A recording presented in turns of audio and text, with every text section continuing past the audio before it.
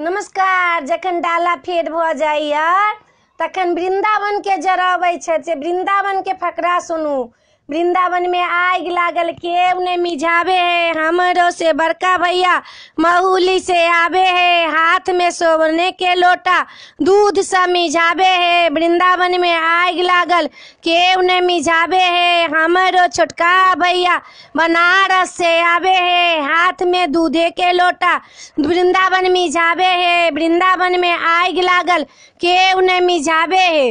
वृंदावन के जहन भ जाइए तो चुगला के लोग गारि पढ़िए। चुगला बड़ चुगल खोर ये, बहुत चुगला के जे गारि पढ़ब तो अपना भाई के उर्दा बड़ बढ़त। तो चुगला के गारि केना के पढ़िए से सुनू। इंडा पका दो, चुगला बहू पा दो, कटिया में गड़ाई, चुगला बहू चरचराई, जेहन पोखरी के भीड़ तेहन चुगला बहू के ढीर, इंडा पर पका दो, चुगला बहू पा दो।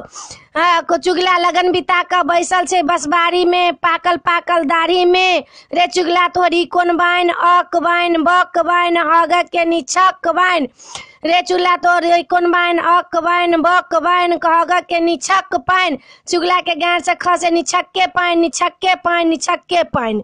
ई चुगला के गाय रही। चुगला के गायर के बाद काजर से कब कजरौटा हेरा गेल मोर हे ननदो, कोठा में तकलौं कोठलिया में तकलौं, ल गेल फलना रैया चोर हे ननदो, कजरौटा हेरा गेल मोर हे ननदो। आई कई का सब गोटा के बहनोई सबके गायर पढ़ब, जे गायर पढ़ब वाला तिनका गायर पढ़ब, समय में दूब लाबि के धरब आर अहिना का सामा खेलब सब दिन।